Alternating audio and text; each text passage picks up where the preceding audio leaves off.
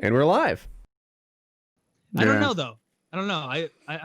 I'm a survivalist. I've watched every single one of Primitive Technologies videos on YouTube. I haven't tried anything yet, but I'm getting close. I am a professional survivalist. I've been paid to survive in the wild, and thus I am one.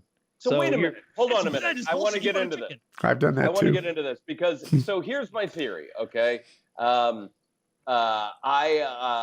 My brother and I have talked about it. I'm the youngest of 5 boys, and we've talked about this. I've lived in LA now for 22 years. I assume there are very, very good odds that at some point in my lifetime in Los Angeles, there will be an extended period of lawlessness, whether it is natural disaster, whether it's terrorist attack, whether it's the failure of a power grid.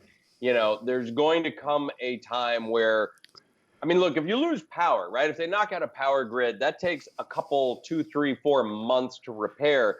As soon as food spoils, people start getting a little weird. You know what I mean? When there's no refrigeration and shit, and, you know, they're looting stores and stuff. So my brother and I have had this conversation where he's like, we have to prepare for the zombie apocalypse. And he's like, you need to, if you are not able to, like, kill and dress an animal, you're kind of screwed. You know what I mean? Like, you can learn to start a fire, but until you can truly hunt and build shelter, you're kind of screwed. So we've been like going, there's got to be a survivalist event where you can go, like, you and your buddies can go take a course, something out. Oh yeah, right? I know the guy. Like if that was something you were actually interested in, like in Texas, I know the Wonderland place where you go and you pay a fee. You go to a 20,000-acre wildlife game ranch in the middle of Texas. You have a professional survivalist guide who will take you out into the wilderness and show you the native plants and animals and the stones and how to read sign. And then you'll go back to a cabin and eat some sort of like elk or venison, some sort of manly meal. So would this guy accept 30 minutes of talking to the audience as payment? No. Well, no. Probably. You don't think so until John gets there. I'll go. Maybe he's a huge Lake Talk Soup fan. I don't know. Do you know how much something like that costs? I don't, but I could point you in the right direction after the show. I'm not kidding. I'd like to. So every year, like I said, I'm the youngest of 5 boys, right? And we started a tradition years ago where every year we take my father on a 3-day stag weekend. There's 6 of us, including my dad. We call ourselves the Stag 6. We've been doing it for years. Our motto is no women, no kids, no excuses. You come from wherever you are in the world. Every year, my brother comes from Australia. Dude, I have the logo tattooed on my body, right? We have like a 6-point buck with a number in there. I mean, we're hardcore. Every year we print up, you know, and create merchandising. We got jackets and hats and shirts and all that kind of stuff. Golf balls, playing cards, anything you can think of. We got the Stag 6 logo. If someone in your family dies, call me. So I'm thinking, like, if we could do something, you know, it might be a little intense for my 83-year-old dad, but you know, I want to be able. I want to know if this is it, man. I've got it. Like, check out this link that I just shared with you. I know these people. I've worked with them a few times. Tank driving, that's a necessity for the apocalypse. So while you're there, like I'll get to the bushcraft stuff in just a moment, but just so you know, while you're there, you can do like explosives training, drive like World War II tanks that actually fire, shoot artillery pieces, machine guns, do any kind of hunting you've ever heard of. 4x4, like race jet skis in his private lake, mountain rappelling, all that stuff. But he does these bushcraft courses, a 2.5-day courses. I think it's $550. Yeah, dude. It's on the site. Yeah, it says that. It's the art of making, maintaining, and transporting fire when you have no matches, how to locate, collect, and purify water, even in the most arid environments, because you are in Texas, it's very dry. How to find and eat wild plants and animals for sustainable sustenance, how to properly construct and use shelters for temporary and long-term use, how to make your own knives, axes, cooking utensils, how to navigate with and without a compass and map, advanced medical training for environmental conditions and trauma. I know the guy that teaches this course. Dude, you have to send. I'm in. You got to send me the information. And let me be clear. There's a link in the Skype. Pussy, but I want to do it. You know what I mean? I really want to do it. Oh, this would not be something that would push you to the limits. This would be a very fun, like, sort of, all right, now hop in the truck and we'll go out here and I'll show you something. Yeah, it definitely would be like, all right, boys, we're out here now. shit just got real. Dude, I tell you what, I'm gonna try to. I want to do this. I want to organize it. I want me and my brothers to do it, and then I'll come back on and we'll talk about it. Sure. That sounds awesome. They're awesome people. This looks like a good way to like dip your toes in the survival water, because like I'm sure all of us have watched on YouTube the videos of people showing how to actually survive. And if you get like 30 seconds into one, you'll be like, what the fuck? That guy is starting a fire with or getting wood with an axe he already made from random shit. And it's like, this guy's already 5 steps ahead. I can't watch this. I need to just like, right. You don't, there's no reason to learn how to make your own axes. There's going to be a lot left over at Home Depot at the apocalypse. Like, you think that's one thing? I think there's going to be plenty of axes, and enough people will die that they'll be strewn about. Yeah, well, I would really like, I'd sleep better at night if and that's the other thing is like, we talk about the, I'd rather have a gun and not need it than need it and not have it. You know what I mean? And yeah, we're all very armed. If I could defend myself and survive and provide food for my family in the wilderness, then I would feel like I pitched a show once called Grown Ass Man, and the idea would be like, there's a variety of things that you need to be able to do to consider yourself a grown ass man. You need to be able to go out in the woods and kill and dress a deer, and you need to be able to like tie a Windsor knot and pick a bottle of red wine and ballroom dance. Like, you know what I mean? You need. I feel like we might combine into a man, right? I feel like if we took the three of us, our skill, my dancing, your deer dressing, like we've got a man in there somewhere. There's an aggregate man. One solid man. Exactly.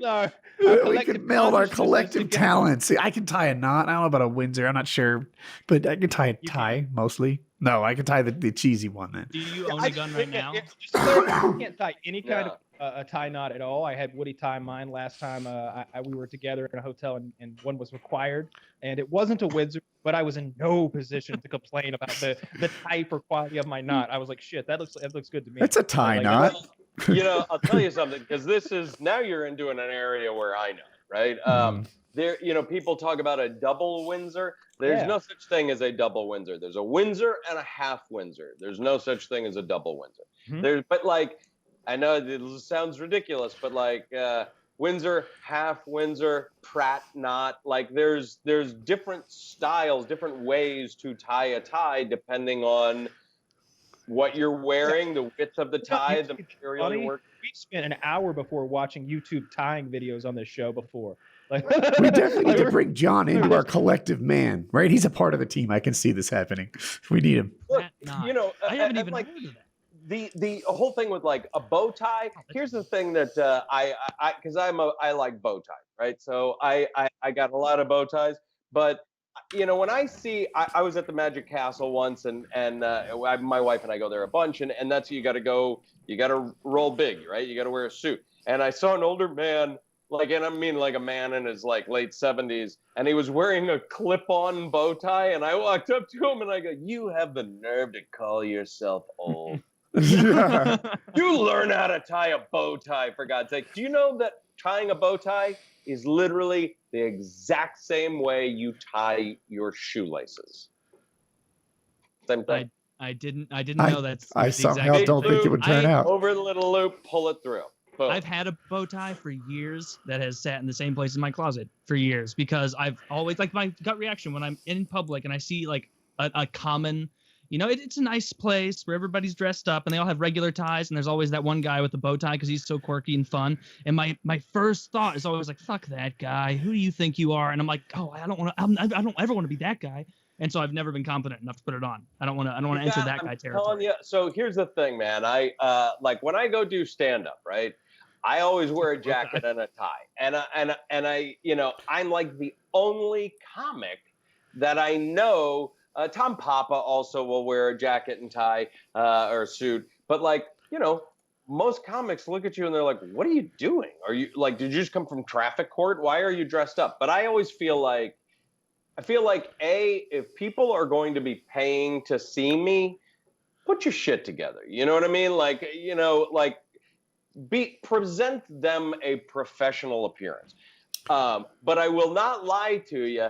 I my wife and I like do a date night, and we put on, as my father would say, from Arkansas, we put on the dog. We get dressed up, man. And so I encourage you guys to learn how to rock a tie or a bow tie or get a pocket square. Like, do the little things that you can do to look good without looking like prissy and a pussy. You can do it, dude. It's like there's a way that old Italian men dress. It's called sprezzatura, and it means basically like a studied nonchalance, like a disheveled elegance. So you go to like Italy and you'll see these old men. They'll be wearing like a fucking $5,000 suit, but they won't button their sleeves, and they'll tie their tie and they'll leave it like, they like, it won't be perfect. It'll be like pulled to the side, or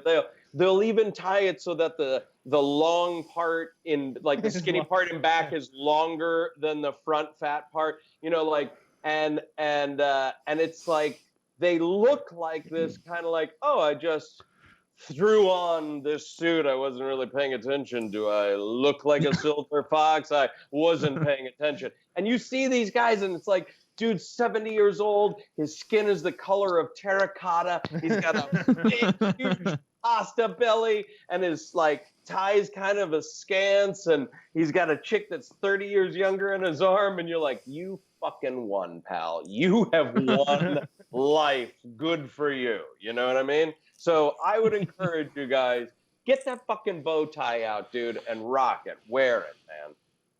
Maybe I will. Man. I'd like to see you tie it on the show. Tie my bow tie on the show?